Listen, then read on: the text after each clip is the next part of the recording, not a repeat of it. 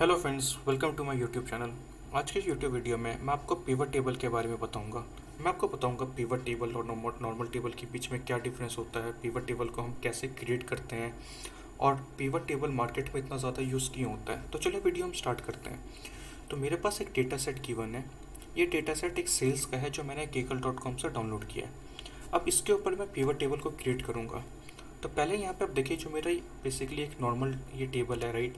और यहाँ पे क्या है, नॉर्मल टेबल में मेरे पास एक फिक्स कॉलम होता है और फिक्स रोज होते हैं। इसको मैं चेंज नहीं कर सकता। बट पिवट टेबल में ऐसा नहीं है, आपके पास वहाँ पे फ्लेक्सिबिलिटी होती है।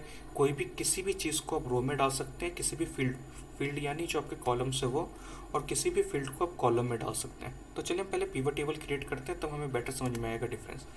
तो आपके पास जो डेटा सेट है, किसी भी एक सेल पे आप क्लिक कीजिए, इंसर्ट में जाइए, पिवट टेबल में जाइए और फ्रॉम सेम टेबल और स्लैश रेंज वाला ऑप्शन सेलेक्ट कीजिए।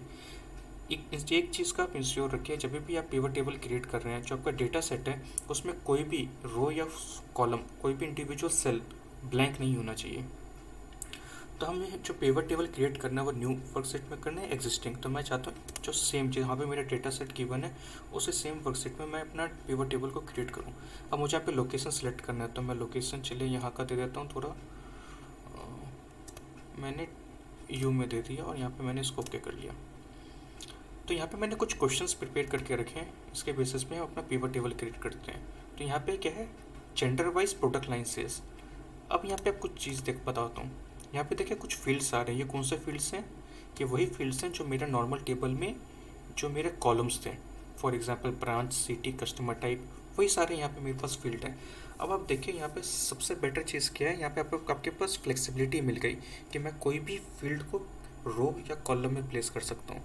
तो हमारा क्वेश्चन बोल रहा है हमें gender wise product line sales निकालना है। तो इस मेरे को ये जानना है कि किस जेंडर से कितना, जो प्रोडक्ट लाइन में किस जेंडर का कितना कंट्रीब्यूशन है खरीदने में। तो हम ये देखते हैं। तो फॉर एग्जांपल मैंने यहाँ पे प्रोडक्ट लाइन को रोज़ में डाल दिया और जेंडर को मैं जानना कॉलम में मैं डालता हूँ, और मैं चाहता हूँ ये जेंडर का काउंट मुझे बताए। सिंपली मैंने इसको बंद कर दिया। तो चलिए हम देखते हैं अपना पिवट टेबल। अब देखिए यहाँ पे हम एनालिसिस करेंगे। अब हमें ये पता चल रहा है फॉर एग्जांपल फैशन एसेसरीज़ में कि फ़ीमेल का जो कंट्रीब्यूशन है फैशन एसेसरीज़ के प्रोडक्ट को खरीदने में, वो ज़्यादा है मेल के कंपैरिजन में। तो इस तरीके से हम पिवट टेबल क्रिएट करके हम डेटा को एनालिसिस करते हैं। फूड एंड बेवरेज में भी हम देख सकते हैं फीमेल का जो कंट्रीब्यूशन है सेल्स में, वो मेल से बहुत ज़्यादा है। ठीक है।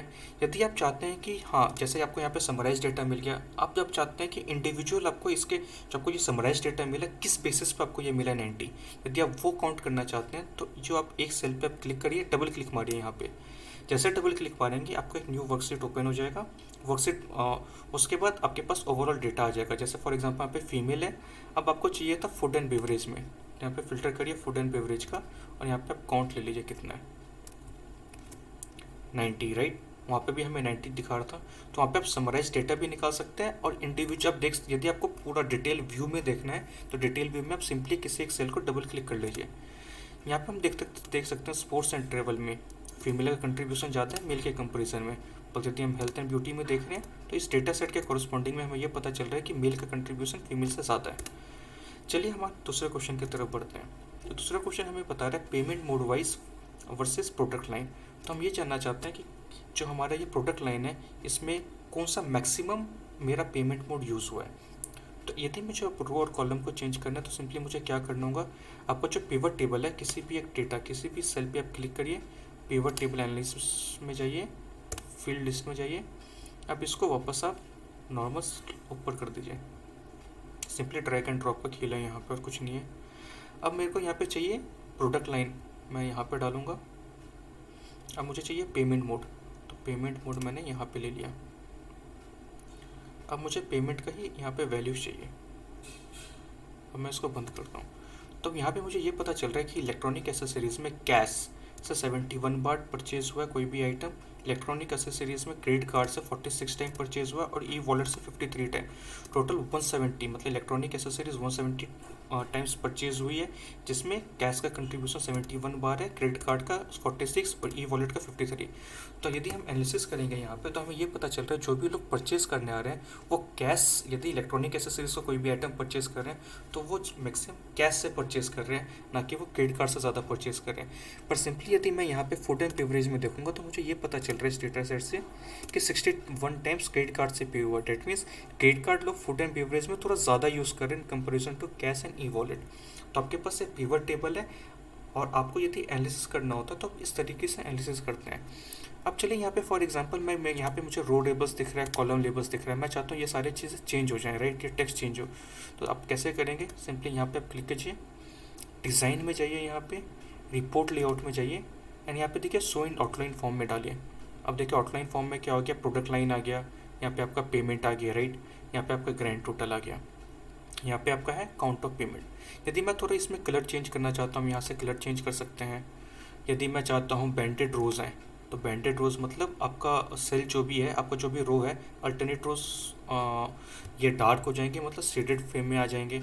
बैंडेड कॉलम यदि मैं करना चाहूँ तो सेम आपका अल्टरनेट जो भी कॉलम होगा वो कलर वे में आ जाएंगे। सो यदि मैं आपको नहीं चाहता है तो सिंपली इसको रिमूव करिए। ब्लैंक रोज यदि आपको डालना है, ब्लैंक लाइन डालना है ईच आइटम के बाद, तो आप सिंपली यहाँ से डाल सकते हैं। बट यहाँ पे क्या सारी चीज़ बैकग्राउंड में ब्लैंक डाला हुआ है, इसलिए आपको यहाँ पे दिखेगा नहीं। यदि आप रिपोर्ट लेआउट में यदि हटाना चाहते हैं सिंपली, तो शो इन कम्पैक्ट फॉर्म में डाल दीजिए, नॉर्मल फॉर्म में वैसा आ जाएगा। तो सिंपली आप डिज़ाइन कर सकते हैं, आपको जैसा जो रिक्वायरमेंट है उसके बेसिस पर आप डेटा सेट को यहाँ पे प्रिपेयर कर सकते हैं। यदि आपको और भी कोई डेटा सेट चाहिए हो तो आप एनालिसिस करिए और यहाँ पे सेम आप फील्ड वैल्यू अपना रो और कॉलम में डाल करके चेंज कर सकते हैं। तो मैं प्रैक्टिस के लिए इस डेटा सेट को डिस्क्रिप्शन बॉक्स में डाल दूंगा, आप वहाँ से डाउनलोड करिए और इसको आप प्रैक्टिस करिए। और आपको जो भी डाउट होगा मुझे कमेंट सेक्शन में पूछे, मैं आपको ज़रूर बताऊँगा। तो होपफुली आपको आपका जो बेसिक डाउट होगा पिवट टेबल के बारे में वो आपका भी क्लियर हो गया होगा। आपको ये समझ में आ गया होगा कि पिवट टेबल हम कैसे क्रिएट करते हैं। पिवट टेबल क्रिएट करने के बाद यदि हमारा जो भी कुछ क्वेश्चन सेट गिवन है तो उसके बेसिस पे हम अपना फील्ड वैल्यू, फील्ड को रो और कॉलम में हम कैसे डालते हैं। यदि हमें फिर से फील्ड वैल्यू को चेंज करना है तो हम फील्ड वैल्यू अपना कैसे चेंज करते हैं। और यदि आपको कुछ भी थोड़ा बहुत भी डाउट होता है तो कमेंट सेक्शन मुझे आप ज़रूर बताइए। Thank you friends.